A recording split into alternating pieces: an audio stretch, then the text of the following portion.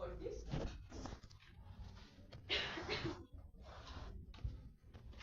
Bueno, y vamos a repasar. ¿Me escuchan hasta atrás, verdad? ¿Me escuchan? Vamos a repasar el género Clostridium y vamos a ver que es un género de anaerobios. Los anaerobios son bacterias patógenas que son de difícil aislamiento porque su cultivo requiere una atmósfera con dióxido de carbono bastante elevada que se logra en una jarra de anaerobiosis, que es incluyendo sustancias de carbón que hacen que la atmósfera se vuelva anaerobia. Y no todos los laboratorios hacen el diagnóstico por cultivo general. Normalmente ahora el diagnóstico se hace por biología molecular, pero lo que nos importa en los anaerobios es el perfil de resistencia. En realidad lo que nos importa de un cultivo tradicional no solamente es saber el agente causal, sino el perfil de resistencia para ver cuál es el tratamiento adecuado que podemos dar a nuestro paciente.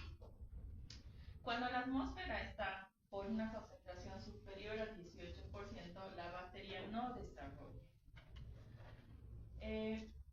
Dentro de las bacterias patógenas anaerobias podemos clasificarlas en dos grupos, los esporulados y los no esporulados. Los esporulados hablamos de Clostridium y los no esporulados, Bacteroides, Prevotella, Porphyromonas, Fusobacterium y Pestes, Streptococcus, que normalmente están ligados a infecciones de partes blandas, como por ejemplo las caries, por ejemplo los abscesos bucales, los abscesos en cavidad peritoneal, cuando no tienen que ver con perforaciones, o en los abscesos en los huesos, donde no hay mucha irrigación sanguínea y no hay mucho flujo de oxígeno. Sin embargo, el género que hoy día nos ataca, nos atañe, es el género de Clostridium. Entonces, la principal necesidad es que requiere una concentración muy baja de oxígeno, menor al 20%. Anaerobio total o estricto no significa que no hay oxígeno, porque ustedes también saben que sin oxígeno no hay vida. Entonces, anaerobio implica que requiere oxígeno, pero en una concentración mínima como para cumplir sus ciclos de vida. Normalmente los anaerobios forman parte de la flora microbiana o el microbioma, que ustedes están estudiando bastante en sus trabajos, de lugares donde no hay mucho flujo de oxígeno, pero son ricos en carbohidratos, como por ejemplo las glándulas sebáceas, ¿sí? O las hendiduras gingivales, o el tejido linfoide de la garganta, o del tracto gastrointestinal, o del tracto genitourinario. En el fondo, donde no hay mucha irrigación, en las criptas y en los pliegues de los mucosa, se puede llegar a encontrar microorganismos anaerobios, porque no tienen un requerimiento de oxígeno. Lo malo es que cuando generalmente encontramos bacterias o pacientes que tienen infecciones por anaerobios, las infecciones que se provocan son generalmente letales, porque no hay un tratamiento adecuado o los tratamientos son muy agresivos, por ejemplo, amputaciones o resecciones de tejido o acortamiento del intestino, por ejemplo. Son tratamientos bastante cruentos y con gran pérdida de tejido celular vivo. Digo muerto hasta llegar al vivo. Cuando uno amputa con un anaerobio, tienen que esperar a ver si no han quedado bacterias que se siguen propagando a través del tejido vivo para generar más necrosis. Entonces son infecciones bastante graves. Las características de las infecciones por anaerobios generalmente son que son polimicrobianas. ¿Qué significa? Que no vamos a encontrar una bacteria o un género. Vamos a encontrar muchos géneros bacterianos que... espérenme, tenía que firmar un documento.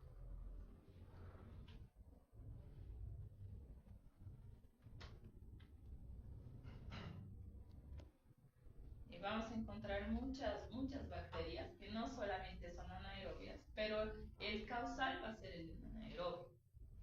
Generalmente no son bacterias que vienen de fuera, porque las bacterias que están en el medio ambiente o en la superficie son aerobias.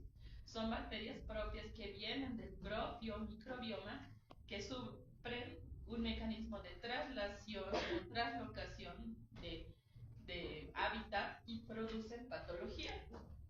Y estas bacterias se transmiten de persona a persona, ¿sí? Por ejemplo, el Clostridioides difficile. Pero no son bacterias que se adquieren del medio ambiente. El Clostridium como tal, por favor, una hojita y vayan haciendo la lista. Y las que son de enfermería, a un costado le ponen enfermería, ¿ya? La auxiliar no está. Ya pasó, entonces las chicas de enfermería no es necesario que lean. Normalmente, el Clostridium tiene 135 especies, de las cuales solamente 4 son patógenas del ser humano. Esta diferenciación se hace por un estudio de su ARN ribosomal y la diferenciación en especies se hace por esto. Sin embargo, nos interesan 4. El Clostridium perfringens, que es el que produce gangrena, el Clostridium tetani, que es el que produce el tétanos, el Clostridium botulinum, el botulismo, y el difficile, que produce enterocolitis necrotizante. Estos 4 microorganismos son los que nos importan de los el Clostridium perfringens. El Clostridium perfringens es una bacteria bacilo gram positivo. Todos los Clostridium son gram positivos. Todos los Clostridium tienen esporas. Todos los Clostridium son anaerobios. 3 características básicas del Clostridium. Es un bacilo gram positivo muy grande que tiene extremos cuadrados. ¿Qué significa? Que parece como un ladrillo, ¿sí? Es capsulado, no se mueve y tiene esporas subterminales, que quiere decir que la espora se encuentra cerca de uno de los polos, pero además no deforma la bacteria, entonces se encuentra dentro de la bacteria. Es anaerobio, que ya hemos dicho que son todos, crece en medios de cultivos enriquecidos con aminoácidos y vitaminas sobre los enriquecidos, y su tiempo de generación es de 7 minutos. ¿Qué significa? Normalmente las bacterias se generan, se multiplican en 15 minutos. En este caso, el tiempo de generación no es la multiplicación, sino es el tiempo que tarda en convertirse de espora a vegetal, a bacteria vegetativa, ¿ya? 7 minutos. En 12 a 16 horas vamos a tener colonias visibles en el medio de cultivo muy pequeñas y son hemolíticas. Pero tiene 2 tipos de hemólisis, una hemólisis completa, que es fuera de la bacteria, y una hemólisis incompleta, que es cerca de la célula. Normalmente, el Clostridioides difficile se encuentra como flora microbiana normal del colon, de la vagina, de la boca y de algunas regiones cutáneas.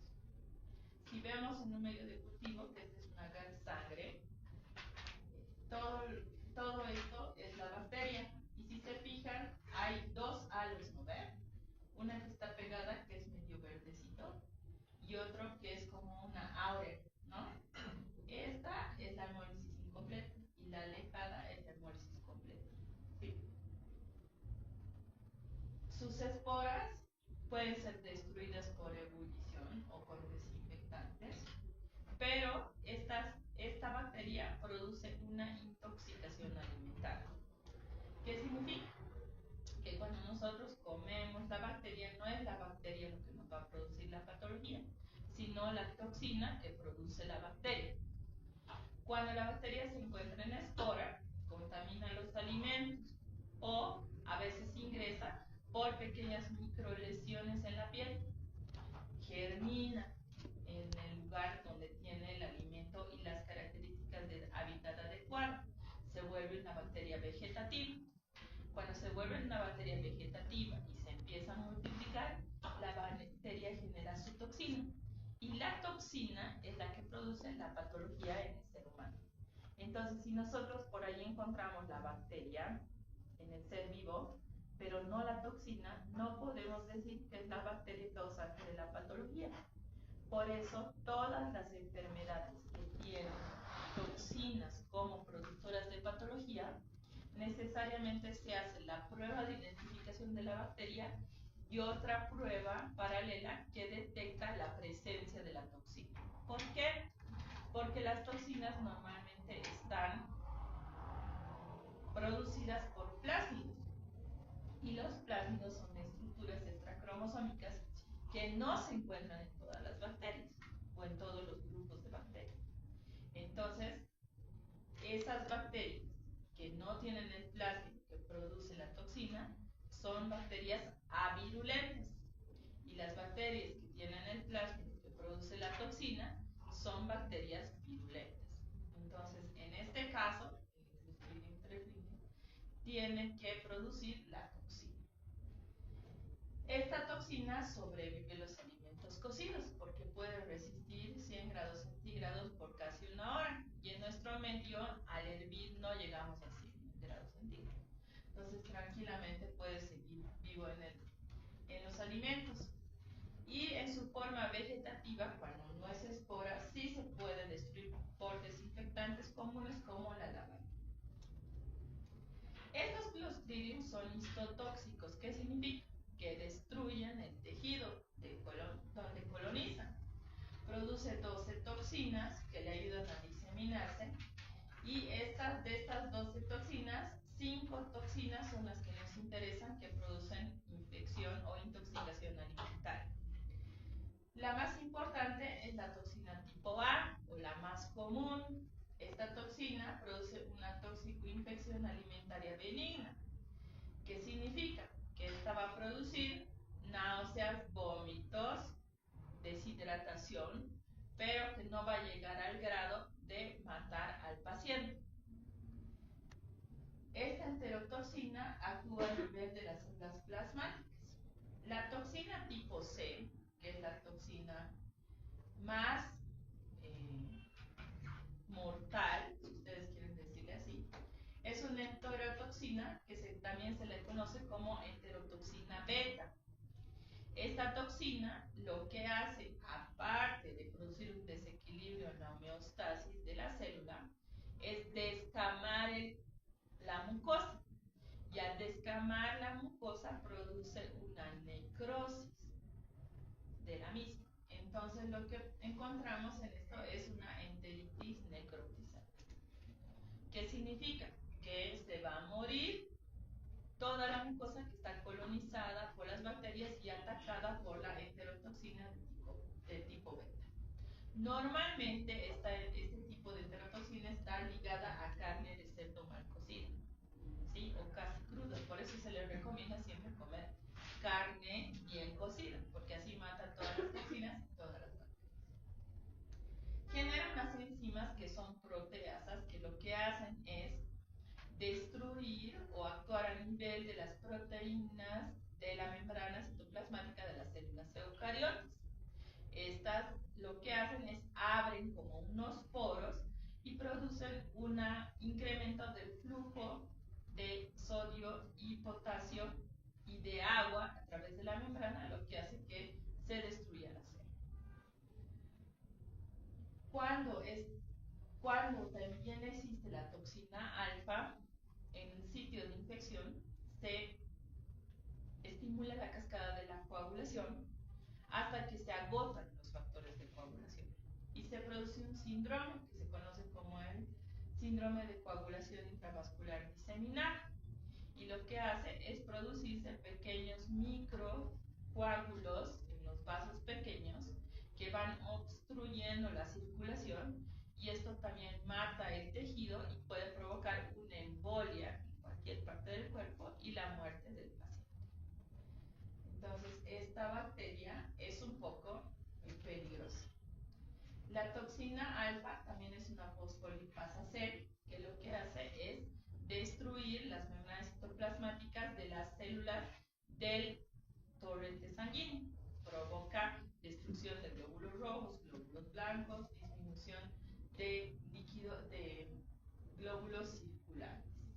Tienen la toxina beta, que básicamente no se conoce su acción, pero tiene una toxina epsilon, que es una permeasa, que es lo que produce poros en las membranas, una toxina adiperigosilante, que es la termonecrótica, y una citolicina o 2-lábil, que destruye la célula. Entonces, la función de la toxina es destruir la célula, alterar su funcionalidad y matar al paciente. Todos estos antígenos son solubles. ¿Por qué es importante esto? Porque los antígenos solubles se transportan a través de la sangre y de los ganglios linfáticos a otros órganos. Entonces, puede provocar enfermedades a distancia. No se hace una serotipificación porque basta que sepamos que es Clostridium perfringens y que es productor de toxina beta, ya es una enfermedad preocupante. La enfermedad más importante que produce es la gangrena gaseosa. Esta gangrena gaseosa se produce por ingesta de alimentos contaminados o colonización de heridas con esporas de la bacteria. Estas germinas se vuelven vegetativas y lo que producen es ingresar al tejido adiposo, al muscular, y ahí producen necrosis.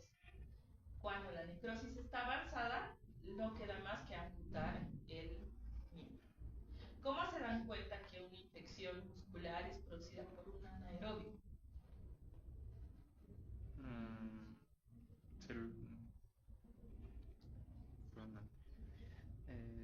Más o menos que la piel se ponga más rojiza o algo. Se pone más tesa, pero cuando ustedes apretan, cruje.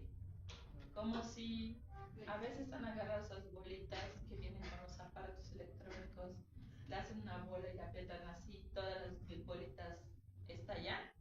Así más o menos suena. Porque la necrosis que se produce ahí produce burbujas de oxígeno. La necrosis, no la bacteria. Y cuando ustedes apretan es como si estuvieran destruyendo estas burbujas. ¿Sí?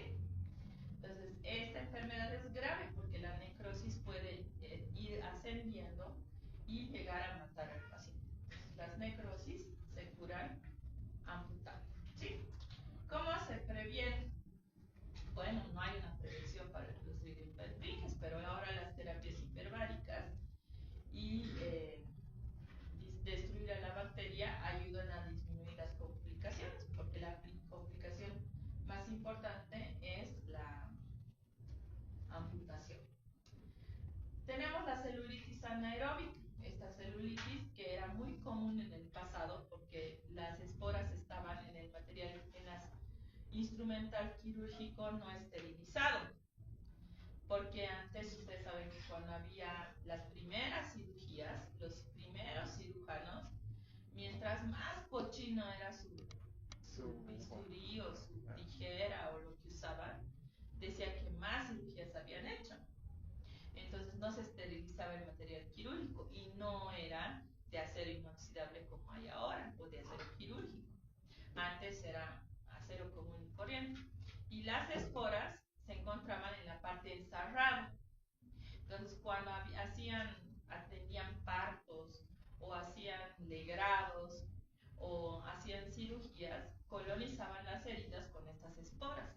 Entonces lo que se provocaba era una celulitis anaeróbica, generalmente quirúrgica. Y estas eran, porque tenían mucho gas, eran muy dolorosas, muy tóxicas, y como se localiza en el tejido celular subcutáneo, el olor es bien como a cadáver. Entonces estas lesiones, miren, si bien aquí está negrosado, la lesión ya está aquí. No hay que amputar solo estito, hay que amputar hasta aquí, ¿no? Entonces estas lesiones son características. Otra patología muy conocida era la endometritis, por la atención de partos con baja calidad de bioseguridad. Entonces en este caso se utilizaban materiales no esterilizados, nacía la guagua todos felices, pero la mamá se moría por endometritis, ¿no? Por una contaminación del endometrio. Como está sangrando, es rico para el desarrollo de bacterias. Entonces era una complicación de los partos antiguamente. Entonces ven, aquí está el bacilo gram positivo Bordeaux, ¿no?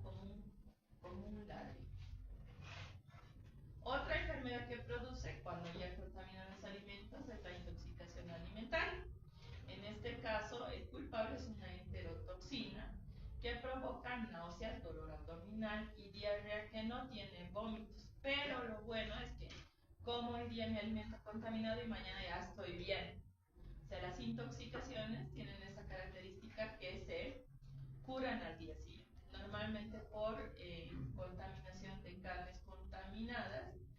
Sin embargo, cuando a veces nosotros abusamos de los antibióticos en estos pacientes, colaboramos con la necrosis. Y muchas veces el paciente no se muere por la intoxicación por el Clostridium, sino por la necrosis de los antibióticos que le han provocado. Entonces, cuando ustedes vean un paciente que tiene diarrea, no le den inmediatamente antibiótico, porque en vez de dársele un bien, le pueden estar haciendo un mal. ¿Sí? ¿Cómo se hace el diagnóstico? Es clínico en los anaerobios, pero sin embargo ahora existen técnicas de biología molecular que nos llevan a hacer el diagnóstico etiológico y hay que tratar sintomatológicamente las intoxicaciones y las infecciones. Hay que hacer un tratamiento y inmediatamente para destruir tanto a la toxina como a la bacteria. ¿Sí? Se necesitan más de 100.000 bacterias por gramo de alimento para tener una intoxicación. Entonces, cuando realmente nos enfermamos es que tiene una carga alta, ¿no?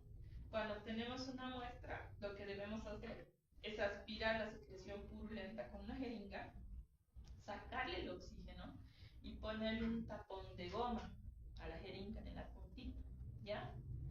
Como las gomas de borrar, cortamos un cuadradito y lo tapamos. ¿Para qué? Para que no entre oxígeno y no se destruyan las bacterias. Plastilina. ¿Sí? Plastilina también.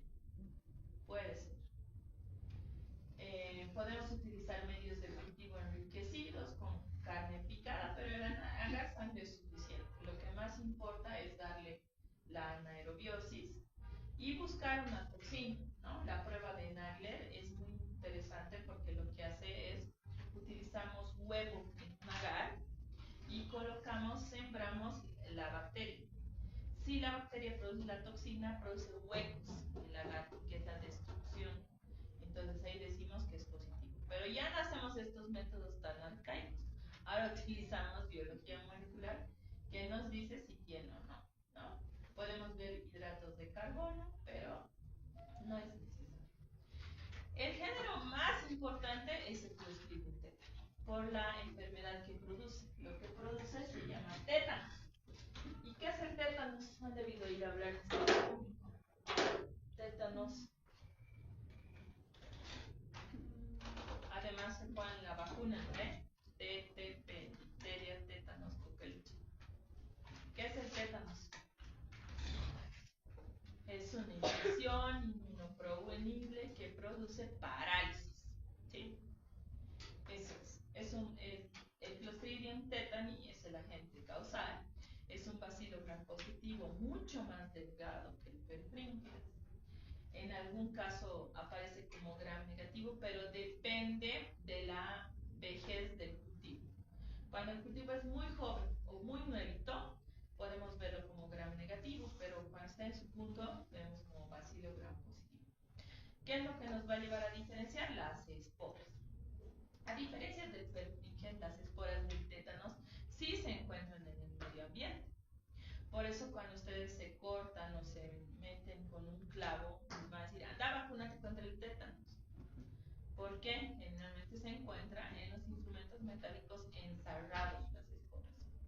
O cuando somos agricultores, trabajamos sin zapatos en la tierra y tenemos muchas lesiones de continuidad, las esporas del tétano pueden penetrar a través de las heridas. Pero la toxina, la espora del tétano sí se encuentra en el medio. Esta bacteria ingresa por lesiones de continuidad a la piel, al tejido celular subcutáneo, germina, y esta, a diferencia del otro, sí tiene flagelos. Tiene flagelos alrededor de toda la bacteria, que son flagelos perítlicos, y no fermenta hidratos de carbono. El Clostridium perfringens sí fermentaba, esta no fermenta. produce hemólisis completa en todas las colonias y su factor de patogenicidad más importante es una neurotoxina que se llama tétanos pasmina. ¿Sí? Las esporas que se encuentran en el medio ambiente pueden vivir viables por muchos años. Podemos encontrar las esporas y cultivar. Resisten muchos métodos de desinfección y se muere solamente con esterilización en autoclave. Esta bacteria no tiene poder invasivo. Lo que hace es germina en el sitio de infección y produce su toxina. Y la que produce el daño a distancia es la toxina, no la bacteria. Entonces no penetra la bacteria. Produce una celulitis en el lugar y produce esta neurotoxina que es la tetanospasmina. Esta tetanospasmina es una toxina termolábil que se puede neutralizar con la antitoxina. Y la antitoxina no es nada más que el anticuerpo que producimos una vez que nos han puesto la vacuna. Ahora, ¿cuántas dosis necesitamos para tener inmunidad de por vida contra el tétanos? Deberían de ser 3 dosis. 3 dosis nos ponen en el PAI, pero necesitamos 5.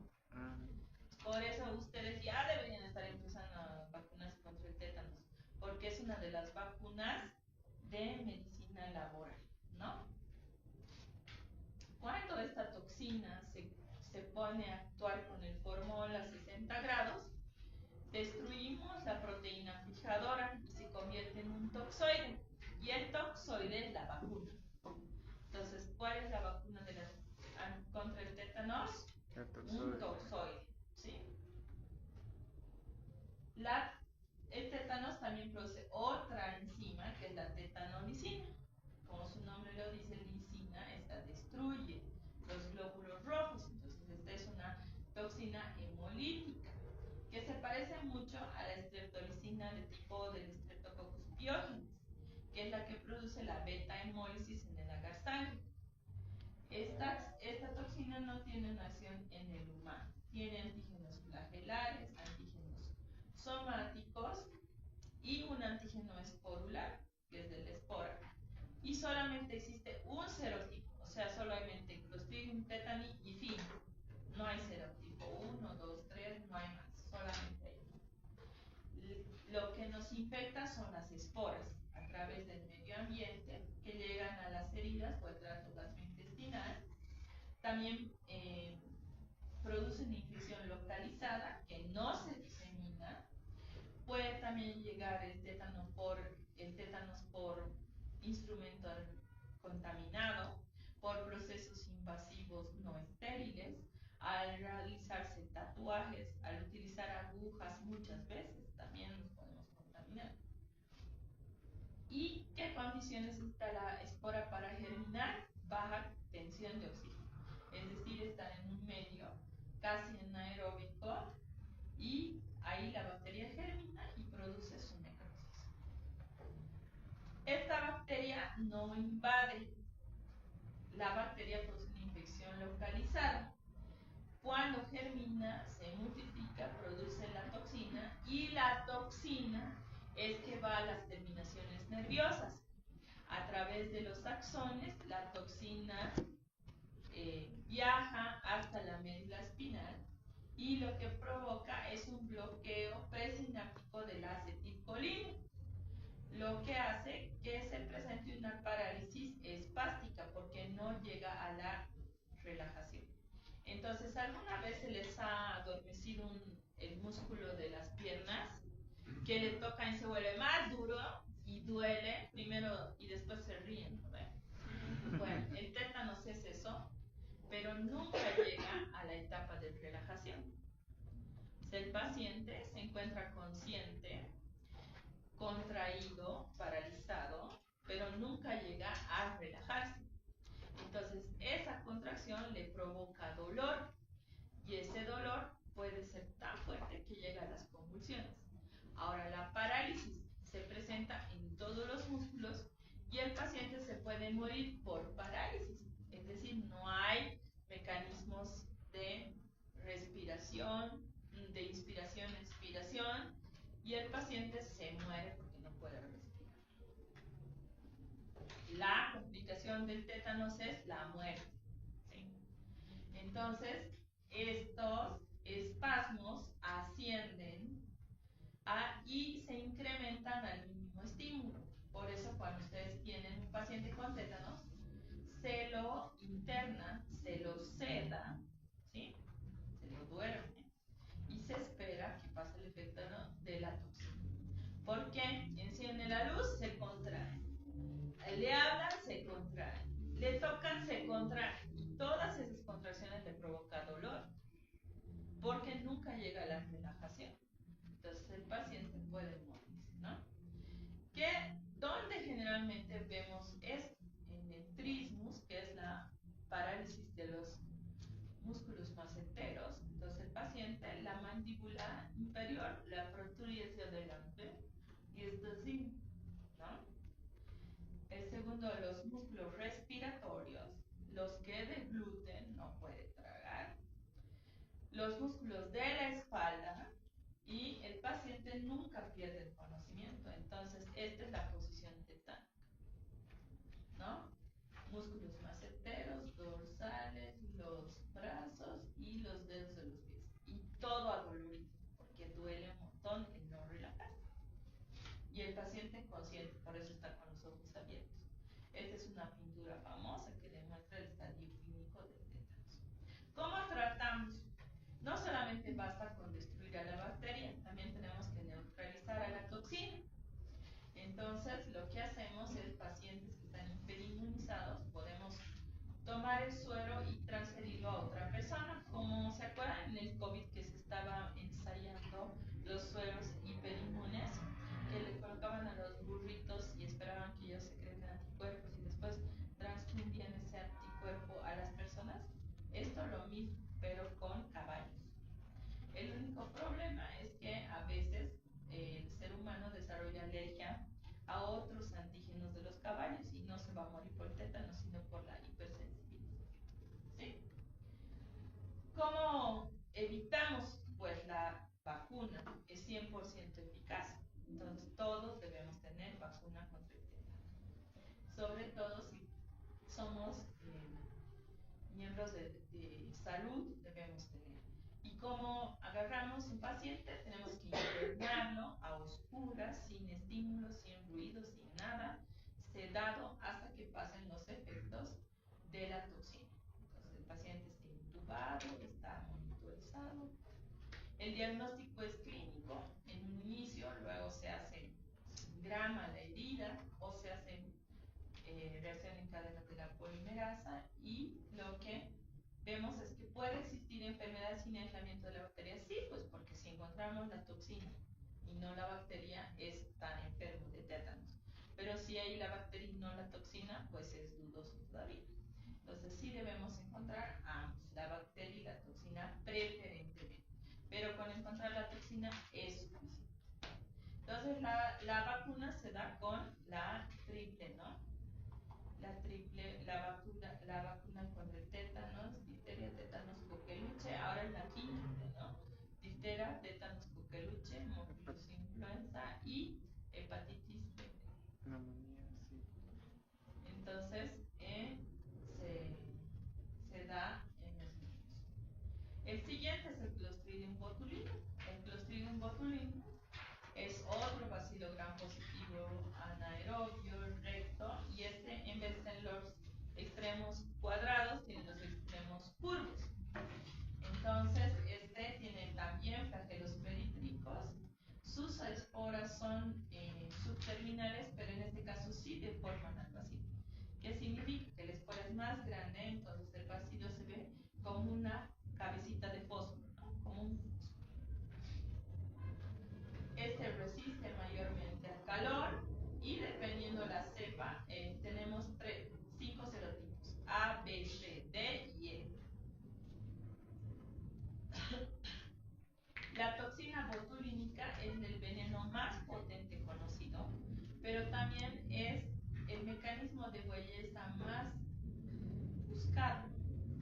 Porque ¿de dónde sale el botox? De la toxina botulínica. Entonces el botox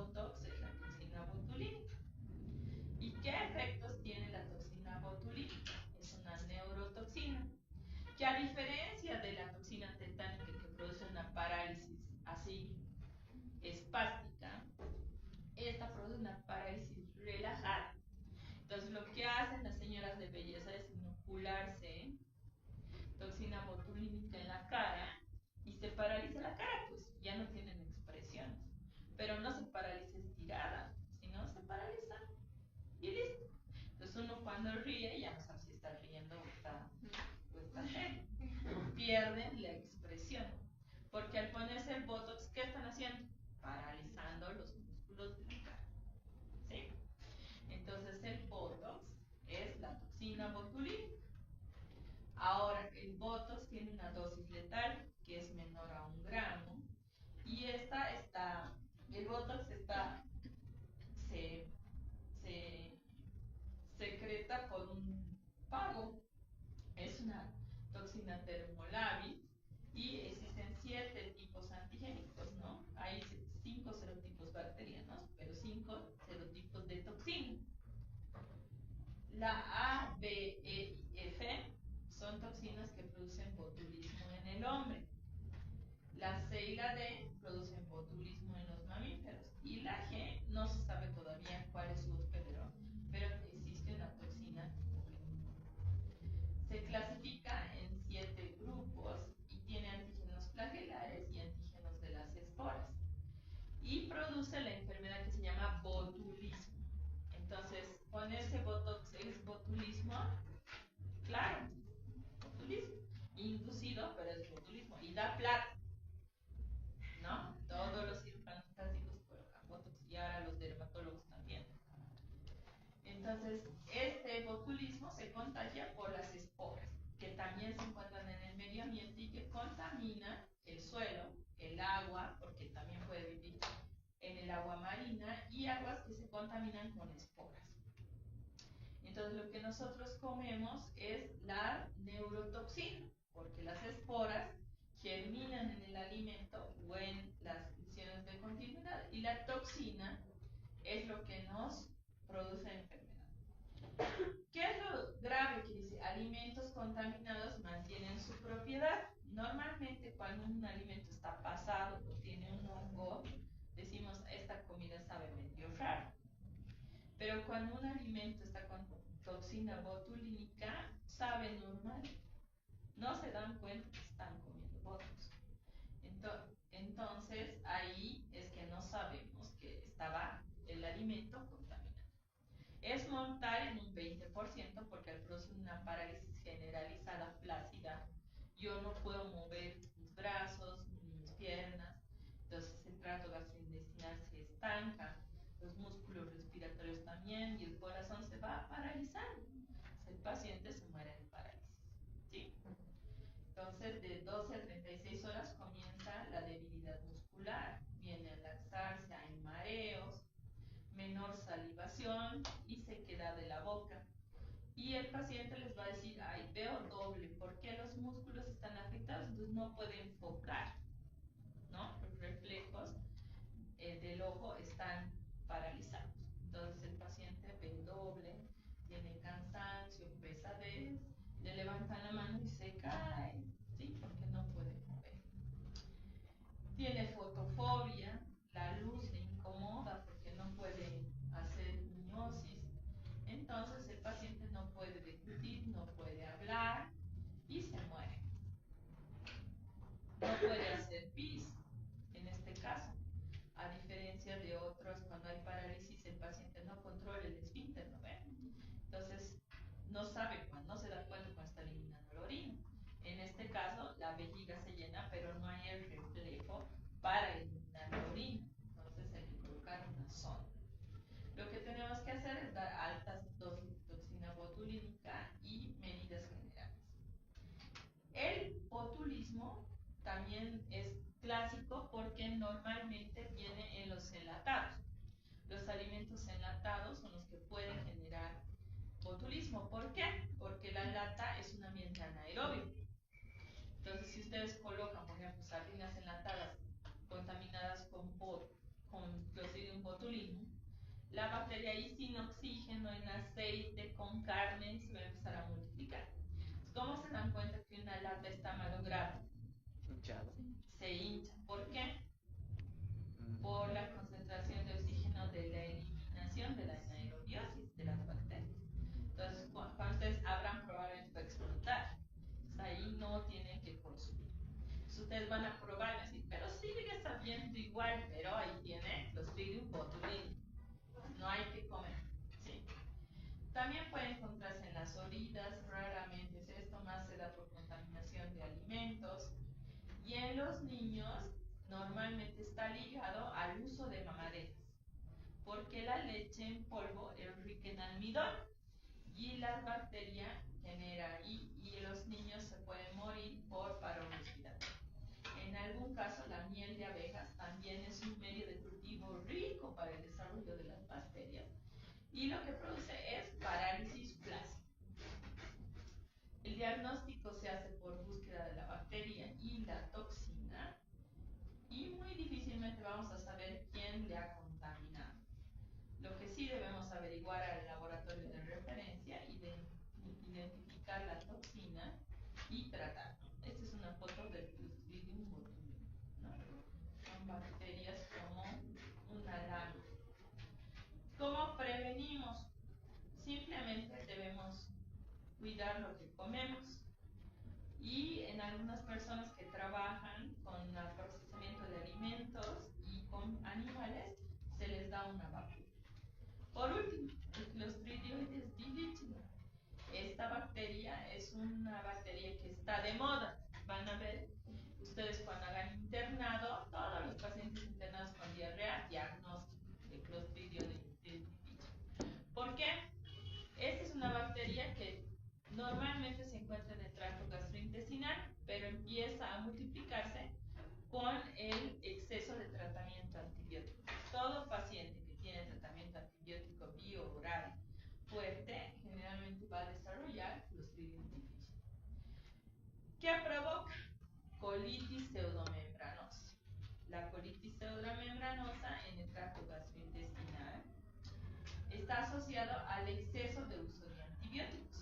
Entonces, mi abuelita se ha muerto con infección por Clostridium difficile porque han abusado en el hospital de los antibióticos y tenía una colitis pseudomembranosa. Y la colitis pseudomembranosa regenera muy rápido a necrosis. Los pacientes se pueden morir.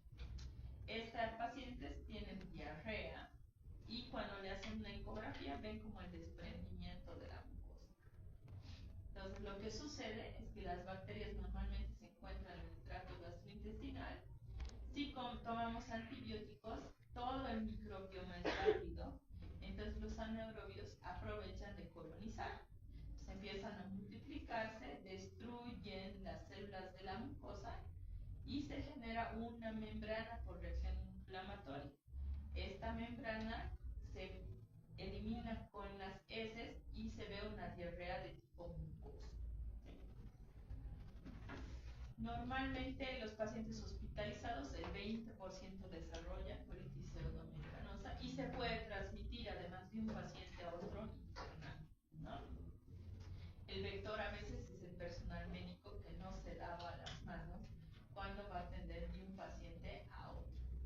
Tiene dos toxinas, una enterotoxina que es la tipo A y una citotoxina que es la tipo B. La enterotoxina destruye los enterocitos del tracto gastrointestinal y la citotoxina destruye todas las otras células de la mucosa. Por eso se descarga. Normalmente el Clostridium difficile no se diagnostica por cultivo. Ahora existen pruebas rápidas en heces que identifican el Clostridium difficile. Agarran una partita de la heces, la mezclan con su diluyente de la prueba, le ponen en un taco y sale si tienes o no tienes. Entonces es fácil hacer el diagnóstico, ¿no? ¿Qué es lo que tienen que hacer? Nada, suspender todos los tratamientos. Dar alimentación parenteral, hidratación y listo. No antibióticos. Muy bien. Eso es todo. Entonces hemos avanzado